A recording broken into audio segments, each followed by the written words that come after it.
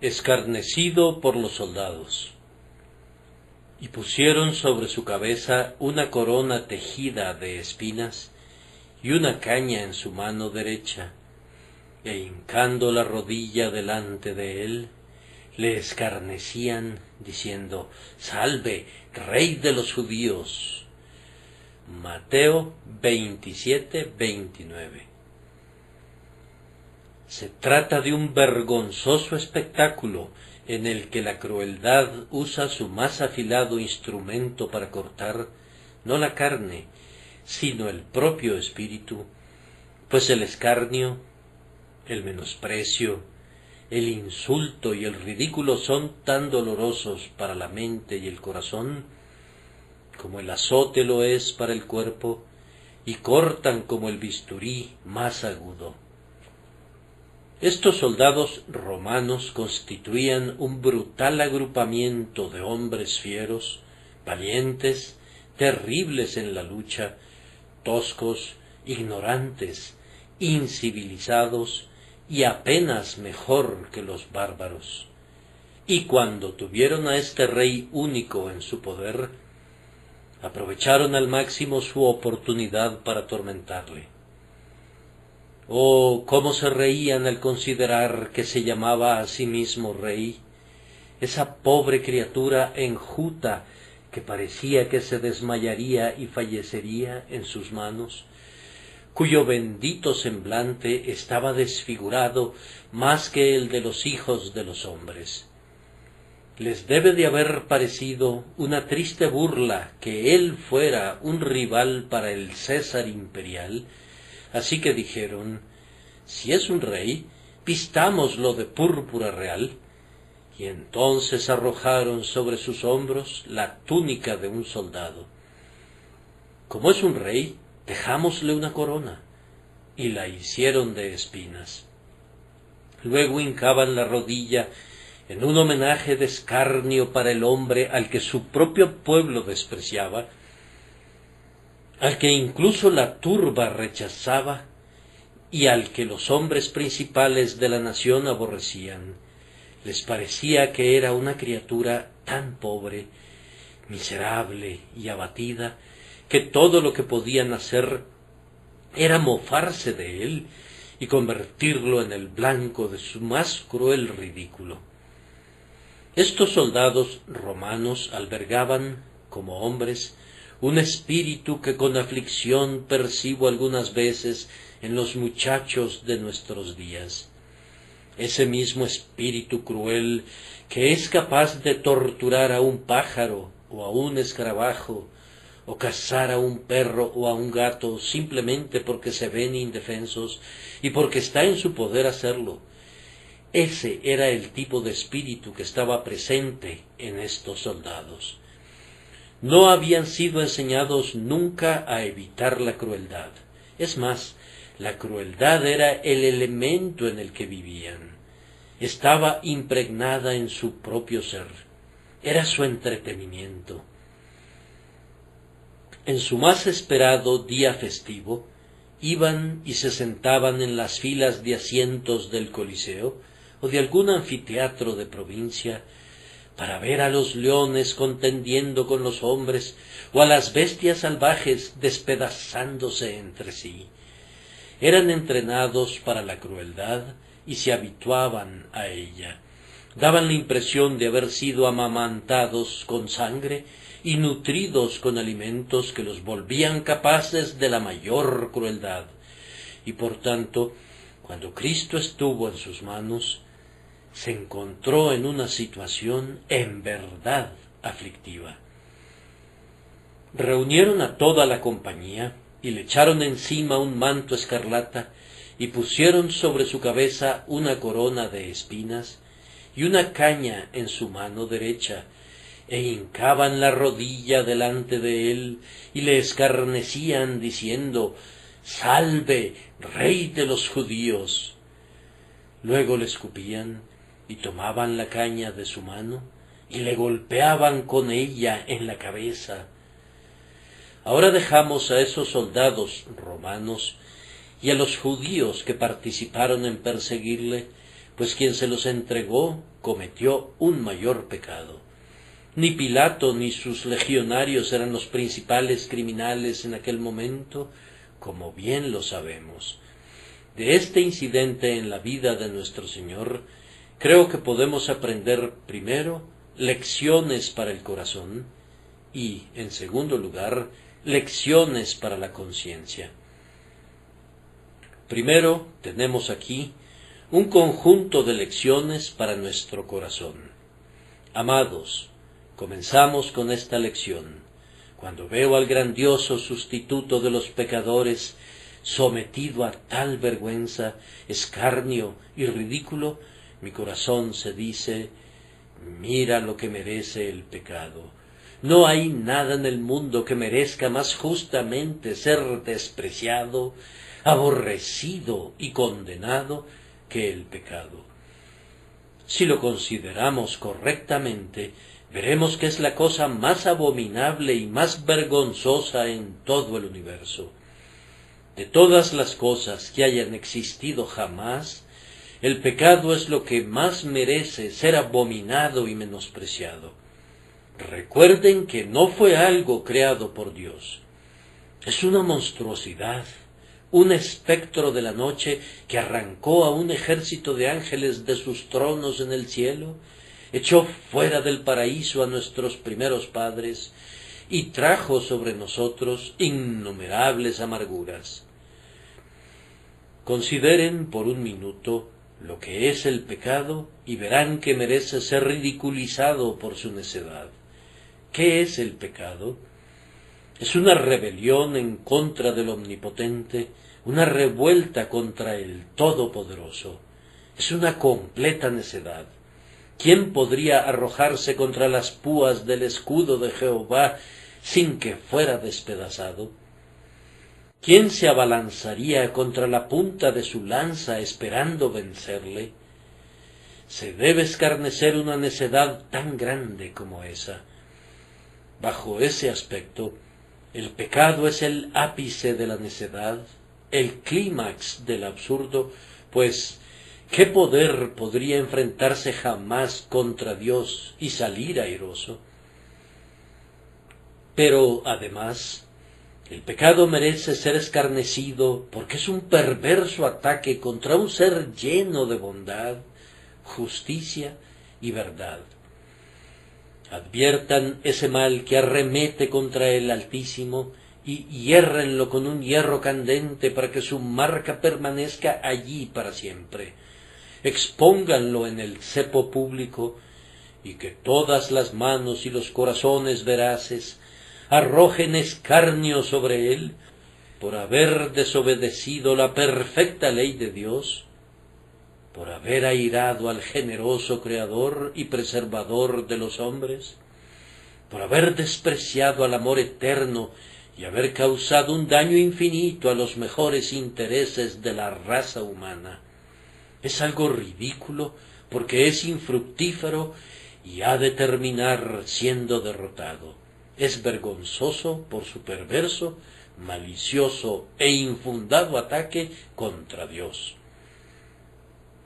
Si miras un poco hacia el pasado y consideras lo que el pecado intentó hacer, verás la razón por la que tiene que ser afrentado por su audacia. Seréis como Dios, dijo aquel que era el vocero del pecado, pero ¿somos nosotros, por naturaleza, como dioses? ¿Acaso no somos más como demonios? Y aquel que expresó esa mentira, Satanás, ¿acaso tuvo el éxito que esperaba cuando se atrevió a rebelarse contra su Creador? Mira cómo se disipó su gloria anterior, cómo caíste del cielo, oh lucero, hijo de la mañana, y cómo se apagó tu esplendor para convertirse en noche sempiterna. Sin embargo, el pecado, comunicándose a través de los labios de Satanás, habló de ser un rey y de hacernos reyes a todos nosotros, pero nos ha degradado hasta el muladar y hasta la más completa mendicidad. ¡Ay, Peor que eso, nos ha degradado hasta la muerte y el infierno. El pecado merece ser escupido. Si ha de ser coronado, que sea coronado de espinas. No hinques la rodilla delante de él, sino cúbrelo con todo el escarnio que puedas.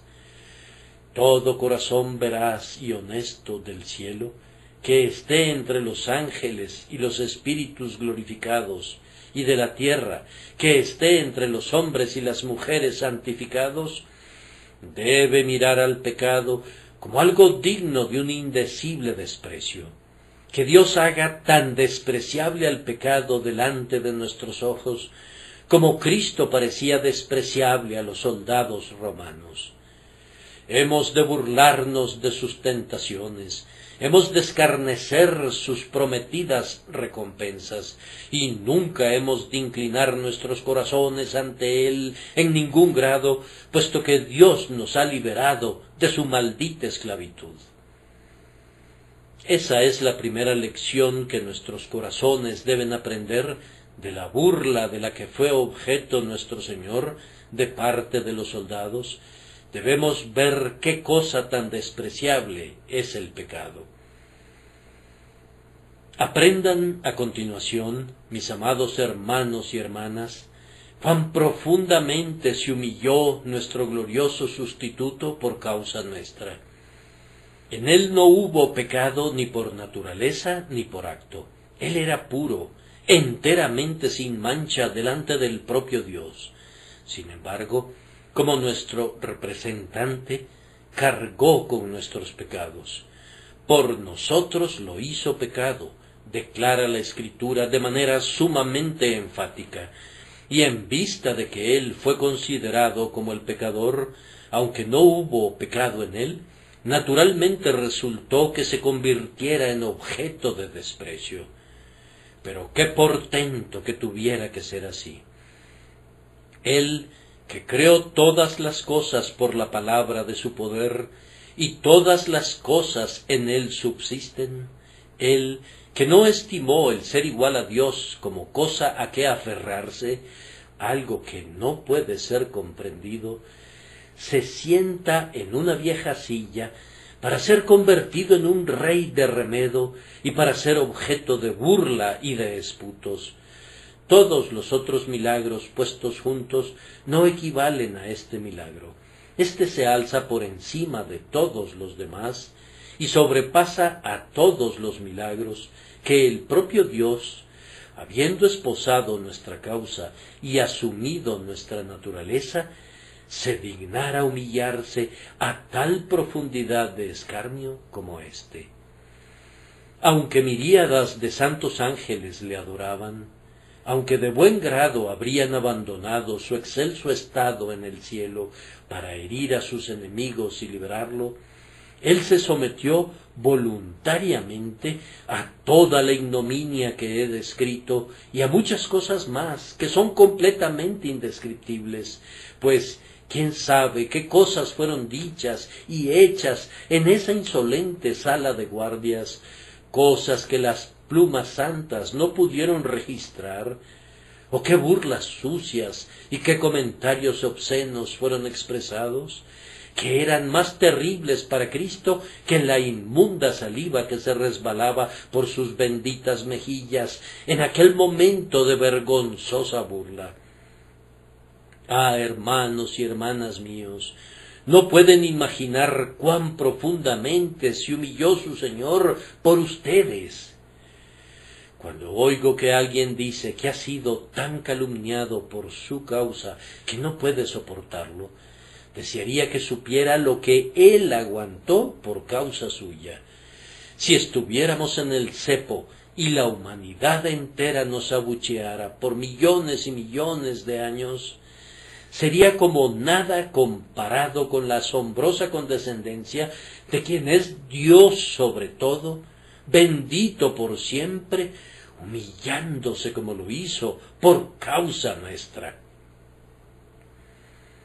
Esa es la segunda lección que deben aprender nuestros corazones. Luego permítanme decirles muy tiernamente deseando que alguna otra voz pudiera hablar al respecto más efectivamente, que vean cómo les amó su Redentor. Ustedes saben que cuando Cristo estuvo junto al sepulcro de Lázaro y lloró, los judíos comentaron: mirad cómo le amaba. Ah, pero mírenle allá en medio de esos soldados romanos, despreciado, rechazado, insultado, ridiculizado. Y luego permítanme decirles: mirad cómo nos amó a ustedes y a mí y a todo su pueblo. Pero en tal caso, podría citar las palabras de Juan: mirad cuál amor. Pero este amor de Jesús está más allá de toda manera y medida de las que tengamos alguna noción. Si yo tomara todo el amor de ustedes por Él y lo acumulara como un vasto monte, si yo reuniera a todos los miembros de la única Iglesia de Cristo en la tierra y les pidiera que vaciaran sus corazones, y luego sacara del cielo a las miríadas de redimidos y de espíritus perfeccionados delante del trono, y sumara todo el amor de sus corazones, y si pudiera recolectar todo el amor que han sentido y que sentirán jamás a lo largo de toda la eternidad todos los santos, todo eso sería sólo como una gota en una cubeta comparado con el ilimitado e insondable amor de Cristo hacia nosotros, que lo condujo a humillarse tan bajo como para ser objeto de escarnio y de mofa de esos hombres malvados por causa nuestra. Entonces, amados hermanos, de esta triste escena hemos de aprender cuán grandemente nos amó Jesús, y cada uno de nosotros, a su vez, ha de amarle con todo el corazón. No puedo dejar este conjunto de lecciones para su corazón sin darles una lección más. Esta es: vean los grandiosos hechos detrás del escarnio. Yo creo, en verdad, no puedo evitar creerlo, que nuestro bendito Maestro, cuando estaba en las manos de esos crueles soldados que le coronaron con espinas y se inclinaban ante él en una reverencia burlona y le insultaban de todas las maneras posibles, todo el tiempo miraba detrás de la cortina de las circunstancias visibles y veía que la cruel pantomima, es más, la cruel tragedia, sólo ocultaba parcialmente la realidad divina, pues él era un rey incluso entonces, y tenía un trono, y esa corona de espinas era el emblema de la diadema de la soberanía universal que, a su debido tiempo, adornará su bendita frente. Esa caña era para él un tipo del cetro que sostendrá como rey de reyes y señor de señores. Y cuando dijeron: «Salve, rey de los judíos», él oyó, detrás de ese grito de burla, la nota triunfante de su gloria futura: «Aleluya, aleluya, aleluya, porque el Señor nuestro Dios Todopoderoso reina, y reinará el Señor para siempre». Pues cuando hincaban burlonamente la rodilla delante de él, vio a todas las naciones doblando realmente la rodilla delante de él, y a sus enemigos lamiendo el polvo a sus pies. Nuestro Salvador sabía que esos cínicos soldados, inconscientemente para ellos, ponían delante de él cuadros de la gran recompensa de la aflicción de su alma. No debemos descorazonarnos si tenemos que soportar cualquier cosa del mismo tipo como la que sufrió nuestro Señor. Él no se desanimó, sino que permaneció firme a través de todo ello. La mofa es el homenaje involuntario que la falsedad rinde a la verdad. El escarnio es la alabanza inconsciente que el pecado brinda a la santidad. ¿Qué tributo más honroso podrían rendir a Cristo esos soldados que escupirle? Si Cristo hubiese recibido honra de parte de tales hombres, no habría habido honor en ello para él. Ustedes saben cómo inclusive un moralista pagano, cuando le dijeron, fulano de tal habló ayer bien de ti en la plaza, preguntó, ¿qué he hecho mal para que ese infeliz hablara bien de mí? Él consideraba correctamente que era una desgracia ser alabado por un malvado, y debido a que nuestro Señor no había hecho nada indebido, todo lo que esos hombres podían hacer era hablar mal de él y ultrajarle, pues su naturaleza y carácter eran precisamente lo opuesto de los suyos, representando, como estos soldados lo hacían, a los no regenerados, al mundo que odia a Dios. Yo digo que su escarnio era la más veraz reverencia que pudieran ofrecer a Cristo, mientras continuaran siendo lo que eran. Y así, detrás de la persecución, detrás de la herejía, detrás del odio de los impíos hacia la cruz de Cristo, veo avanzar a su reino sempiterno, y yo creo que el monte de la casa de Jehová será establecido por cabecera de montes y más alto que los collados, y que correrán a él todas las naciones, tal como lo profetizó Isaías, que Jesús se sentará sobre el trono de David, y que del engrandecimiento de su reino no habrá un término, pues los reyes de la tierra le traerán su gloria y honra, y él reinará por los siglos de los siglos. Aleluya, gloria sea dada a su santo nombre. ¿Han aprendido nuestros corazones verdaderamente estas 4 grandes lecciones? Lo vergonzoso del pecado, la condescendencia de nuestro Señor, el inmensurable amor que lo hizo tan condescendiente y la gloria inefable que se esconde detrás de las cortinas de toda esta vergüenza y esta aflicción. Si no, supliquemos al Espíritu Santo que nos las enseñe. Ahora quiero darles, partiendo de este mismo incidente, un conjunto de lecciones para su conciencia. Y primero, es una reflexión muy dolorosa. Dejen que su conciencia sienta su dolor, que Jesucristo sea escarnecido todavía. Él se ha ido a los cielos y se asienta allí en gloria. Sin embargo, espiritualmente, como para acarrear una gran culpa sobre aquel que lo haga, el glorioso Cristo de Dios puede todavía ser escarnecido, y es escarnecido por quienes se mofan de su pueblo. Ahora, hombres del mundo, si ven faltas y fracasos en nosotros, no deseamos que nos encubran, puesto que somos siervos de Dios. No pedimos exención de unas honestas críticas, ni deseamos que nuestros pecados sean tratados con mayor suavidad que los de otros hombres, pero al mismo tiempo les pedimos que se cuiden de no calumniar y escandalizar y perseguir a quienes son verdaderos seguidores de Cristo, pues si lo hicieran, se estarían mofando de él y le estarían persiguiendo. Yo creo que, aunque fueran los más pobres de su pueblo, los menos dotados y los más defectuosos, sin embargo, si se hablara mal de ellos por causa de Cristo, nuestro Señor lo toma todo como si fuera hecho contra Él mismo. Ustedes recuerdan que Saulo de Tarso, cuando estaba caído en tierra, oyó una voz que le decía: «Saulo, Saulo, ¿por qué me persigues?».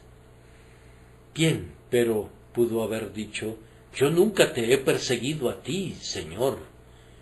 «No, pero arrastraba a hombres y mujeres cristianos y los entregaba en la cárcel, y los azotaba y los forzaba a blasfemar, y debido a que le había hecho esto al pueblo de Cristo, Cristo le pudo decir efectivamente: en cuanto lo hicisteis a uno de estos, mis hermanos más pequeños, a mí lo hicisteis.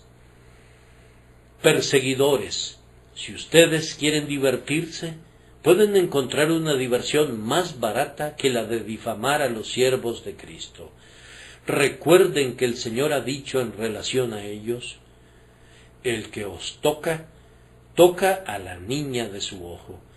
Si ustedes tocaran la niña del ojo de un hombre, estarían provocándole a que se defendiera. Entonces, no provoquen la justa ira de Cristo burlándose de alguien de su pueblo. No diré más sobre este punto. Si este mensaje se refiere a cualquier persona presente, ha de oír la advertencia. Además, Cristo puede ser escarnecido cuando se menosprecia su doctrina. Me parece algo espantoso que los hombres hagan del cristianismo el blanco de su escarnio. Sin embargo, en este tiempo, casi no hay ninguna porción de la verdad de Dios que no sea ridiculizada y caricaturizada.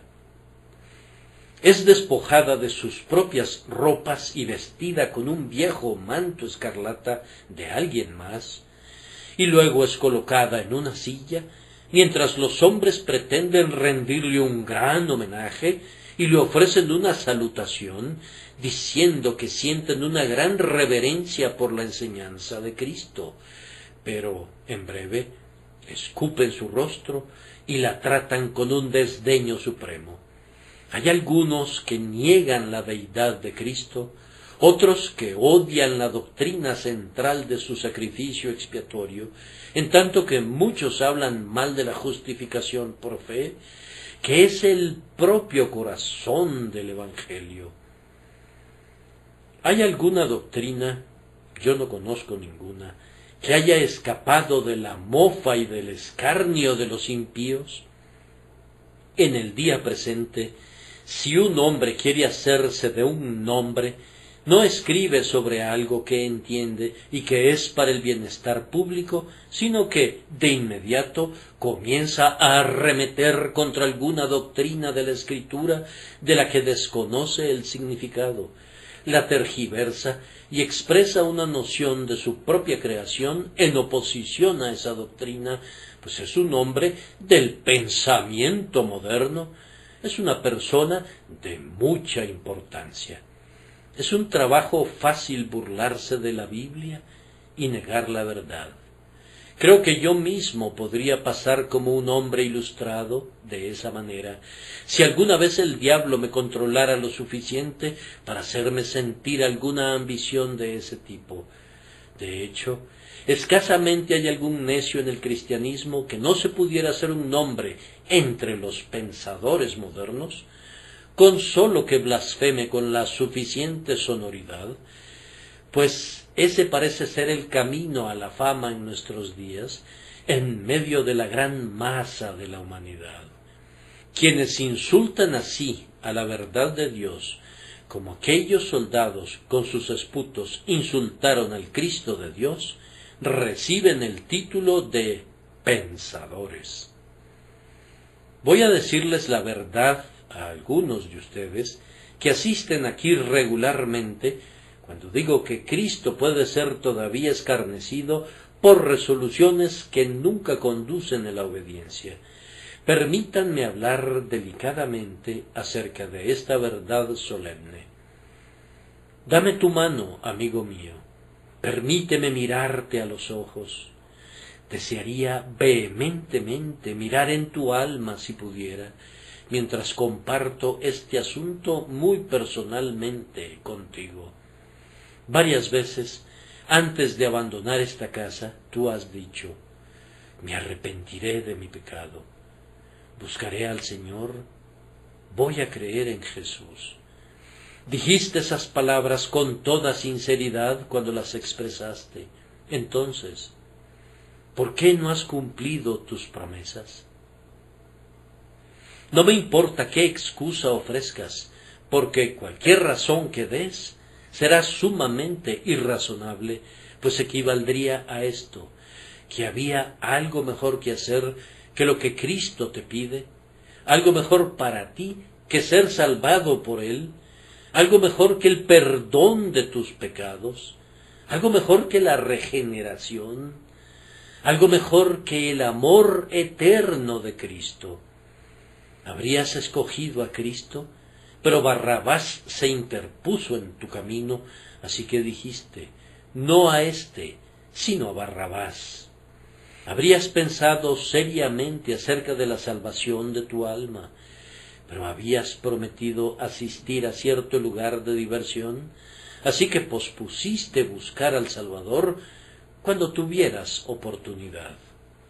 Posiblemente te dijeras, mi negocio es de tal naturaleza que tendré que renunciar a él si me hago cristiano, y no puedo permitirme eso. Oí acerca de alguien que escuchó un sermón que le impresionó, y no oía sermones con frecuencia, y deseaba ser cristiano, pero había hecho diversas apuestas por grandes sumas, y sentía que no podía pensar en otras cosas hasta no terminar con ese asunto. Hay muchas cosas de ese tipo que alejan a los hombres de Cristo. No me importa qué sea lo que prefieras al Salvador, tú le has insultado si prefieres cualquier otra cosa a Él. Si fuera el mundo entero y todo lo que contiene que hubieras elegido, estas cosas son sólo nimiedades cuando se comparan con la soberanía de Cristo, con sus derechos a la corona en cada corazón, y con las inmensurables riquezas que está preparado a otorgar a toda alma que venga y confíe en Él. ¿Prefieres a una ramera que a Cristo? Entonces no me digas que no le escupes en el rostro. Haces algo que es inclusive peor que eso. ¿Prefieres ganancias obtenidas indebidamente que aceptar a Jesús como tu Salvador? No me digas, caballero, que nunca has hincado la rodilla en escarnio delante de Él, pues has hecho algo peor que eso. ¿O fue un pequeño placer mezquino, una carcajada frívola y la insensatez de una hora lo que preferiste a tu Señor? ¿O qué ha de sentir cuando ve que estas cosas despreciables son preferidas a Él, sabiendo que la condenación eterna está detrás de tu insensata elección? Sin embargo, los hombres eligen la necedad de un momento y el infierno en lugar de preferir a Cristo y el cielo. ¿Fue arrojado jamás un insulto así a Cristo por los soldados romanos? Vaya, legionarios, ustedes no son los peores hombres. Hay algunos que, compungidos de corazón, hacen una promesa de arrepentimiento y luego, por causa del mundo y por causa de su carne y por causa del demonio, rompen esa promesa. Los soldados no pecaron contra Cristo tan vilmente como eso. Escuchen además esto. Tengo que tocarles nuevamente el corazón a algunos. ¿No fue algo vergonzoso que llamaran a Cristo Rey sin querer decirlo? Y visiblemente darle una corona, un cetro, un manto real, y hundir la rodilla y darle la salutación de los labios, pero sin querer significarlo realmente. Me destroza el corazón al pensar en lo que voy a decir, pero he de decirlo. Hay algunos profesantes, miembros de iglesias cristianas y miembros de esta iglesia, que llaman a Cristo Maestro y Señor, pero no hacen las cosas que Él dice. Profesan creer la verdad, pero es como si no fuera la verdad para ellos, pues nunca ceden a su poder y actúan como si lo que llaman verdad fuera ficción e invención humana. Hay todavía algunos, como aquellos de quienes escribió el apóstol, de los que puedo decir lo mismo que él dijo, de los cuales os dije muchas veces, y aún ahora lo digo llorando, que son enemigos de la cruz de Cristo, aunque estén en la iglesia nominal. Su Dios es su vientre, se glorían en su vergüenza y les preocupan las cosas terrenales. Sin embargo, hincan la rodilla delante de Cristo y cantan: «Corónenle, corónenle», y comen el pan y beben el vino que manifiestan el cuerpo quebrantado y la sangre derramada, pero no tienen parte ni porción en él. Siempre ha sido así en la iglesia nominal, y así será, supongo, hasta que Cristo venga para separar la paja del trigo. Pero, oh, cuán terrible es eso.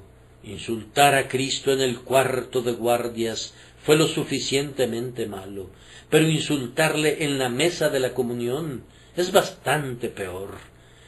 Que un soldado romano le escupiera el rostro fue lo suficientemente malo, pero venir y mezclarse con su pueblo y llamarte su siervo, y luego ir deliberadamente a beber con el borracho, o ser incasto en tu vida, o deshonesto en tu negocio, o falso en tu conversación, o inmundo en tu corazón, es mucho más abominable. No conozco una palabra más suave que pueda expresar la verdad. Llamar a Cristo Señor, y sin embargo nunca cumplir lo que ordena, esto es mofa y escarnio del peor tipo posible, pues le hiere en el propio corazón. Leía hoy una parte de un sermón galés que me impactó mucho. El predicador decía: todos los que están en esta congregación deben confesar a su Señor real. Primero voy a solicitarles a los siervos del demonio que le brinden un reconocimiento. El diablo es un admirable señor y alguien glorioso a quien servir, y su servicio es puro gozo y deleite. Todos los que le sirven digan ahora: amén, gloria al demonio. Díganlo. Pero nadie habló. Vamos, dijo el predicador, no se avergüencen de reconocer a aquel a quien han servido cada uno de los días de su vida. Declaren su adhesión y digan: gloria a mi Señor el diablo, o de lo contrario, callen para siempre. Pero nadie habló tampoco esta vez, así que el ministro dijo: entonces, yo espero que hablen cuando les pida que glorifiquen a Cristo. Y, en efecto, hablaron hasta que la capilla retumbó cuando clamaron: gloria a Cristo. Eso fue bueno, pero si yo los probara de la misma manera, tengo la tolerable certeza que nadie reconocería a su Señor si su Señor fuera el diablo, y me temo que algunos de los siervos del demonio se unirían a nosotros en sus aleluyas a Cristo. Eso es lo malo. El propio demonio puede usar la autonegación y puede enseñar a sus siervos a negar a su Señor y de esa precisa manera darle el mayor honor. Oh, queridos amigos, sean fieles a Cristo y en cualquier cosa que hagan, nunca se mofen de Él. Hay muchas otras cosas que pueden hacer que podrían ser mucho más provechosas para ustedes que mofarse de Cristo. Si Dios es Dios, sírvanle. Si Cristo es su Señor y Dios, hónrenle. Pero si no tienen la intención de honrarle, no le llamen Señor, pues, si lo hicieran, todas sus faltas y pecados serán puestos a su puerta, y Él será deshonrado por medio de ustedes. Ahora me parece que oigo que alguien dice: me temo, Señor, que me he burlado de Cristo. ¿Qué debo hacer? Bien, mi respuesta es: no te desesperes, porque eso sería burlarse de Él de otra manera al dudar de su poder para salvarte. Estoy inclinado a abandonarlo todo. No actúes así, pues eso sería insultar a tu Hacedor por causa de otro pecado, es decir, una abierta rebelión en contra de él. ¿Qué haré entonces? Bien, acude a él y cuéntale tu dolor y tu aflicción. Él les dijo a sus discípulos que predicaran el Evangelio en Jerusalén primero, porque allí era donde esos soldados vivían, los propios hombres que se habían burlado de él. Y él oró por sus asesinos. Padre, perdónalos, porque no saben lo que hacen. De manera semejante, él te presenta primero su misericordia a ti.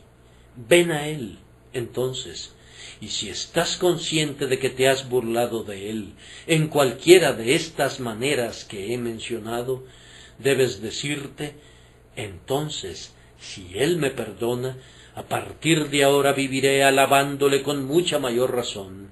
Yo no puedo limpiar mi pecado, pero él puede hacerlo, y si él lo hace, le amaré mucho porque se me habrá dado mucho, y gastaré lo mío, y aun yo mismo me gastaré del todo para glorificar su santo nombre. Mi tiempo casi se ha agotado, así que este será mi último comentario. Independientemente de que nos hayamos burlado de Cristo o no, vengan, amados hermanos y hermanas, y glorifiquémosle ahora. En esta precisa hora, coronémosle con el amor y la confianza de nuestros corazones. Saquen esa corona real, la corona de su amor, de su confianza, de su completa consagración a él, y pónganla sobre su cabeza ahora, diciéndole, mi Señor, mi Dios, mi Rey. Ahora pongan el cetro en sus manos, rindiendo absoluta obediencia a su voluntad. ¿Hay algo que Él les pide que hagan? Háganlo. ¿Hay algo que Él les pide que den? Denlo. ¿Hay algo de lo que Él les pide que se abstengan? Absténganse de ello. No pongan un cetro de caña en sus manos, sino denle el entero control sobre todo su ser. Él ha de ser su verdadero Señor y ha de reinar en su espíritu, alma y cuerpo. ¿Qué sigue? Inclínense delante de Él y adórenle en la quietud de lo más íntimo de su corazón. No necesitan inclinar sus cuerpos, sino son sus espíritus los que han de caer postrados delante de aquel que está sentado en el trono y clamen al que nos amó y nos lavó de nuestros pecados con su sangre y nos hizo reyes y sacerdotes para Dios su Padre. A Él sea gloria e imperio por los siglos de los siglos. Amén. Y una vez que le hayan adorado, entonces proclámenle rey. Como dijeron aquellos soldados en son de burla, salve, rey de los judíos, así ahora ustedes han de proclamarle rey de los judíos y de los gentiles también. Regresen a casa y cuéntenles a sus amigos que Jesús es rey. Proclamen entre las naciones que el Señor reina, tal como lo expresa la versión antigua, reina desde el madero. Él ha hecho que la cruz sea su trono, y allí reina en majestad y en misericordia.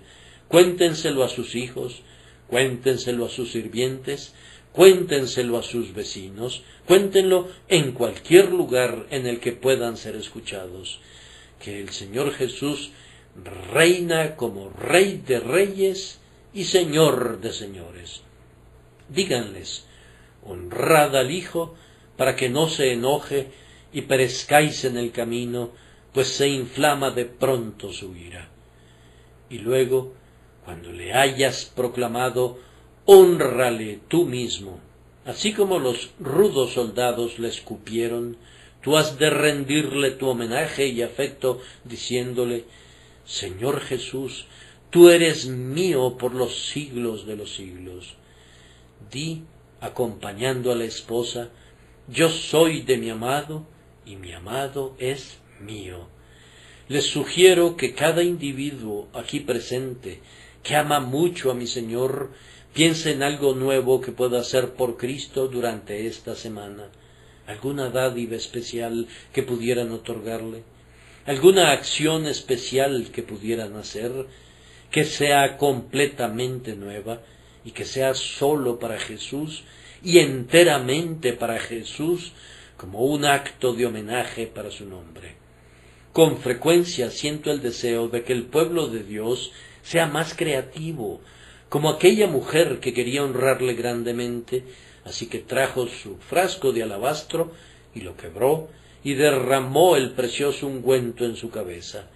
Piensen en algo especial que puedan hacer por Cristo o darle a Él.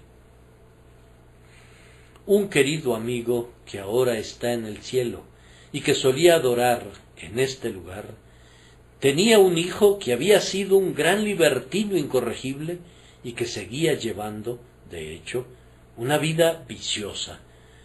El hijo había estado alejado de su padre por mucho tiempo, y su padre no sabía qué hacer para hacerle regresar a casa, ya que el hijo le había tratado muy mal, había estropeado su consuelo y había arruinado su hogar. Pero, cuando yo estaba predicando una noche, le vino a la cabeza este pensamiento: voy a investigar mañana por la mañana dónde está mi hijo e iré donde se encuentra. El padre sabía que el hijo estaba muy enojado con él y que sentía mucha amargura en su contra, así que pensó en cierta fruta que le gustaba mucho a su hijo y le envió a la mañana siguiente una canasta llena de esas frutas.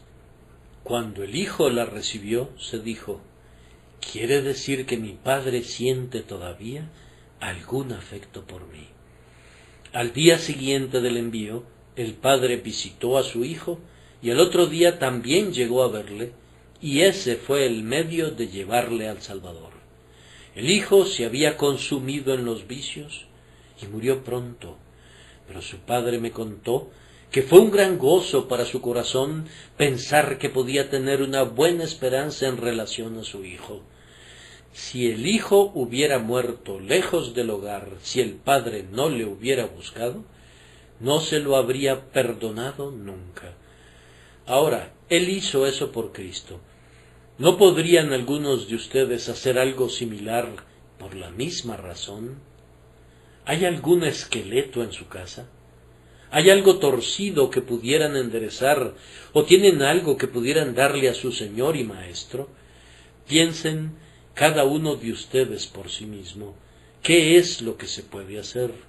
Y en la medida en que Cristo fue tan vergonzosamente despreciado y rechazado, busquen honrarle y glorificarle de la mejor manera que puedan, y Él aceptará su homenaje y su ofrenda por causa de su amor. Que el Señor les ayude a hacer eso. Amén.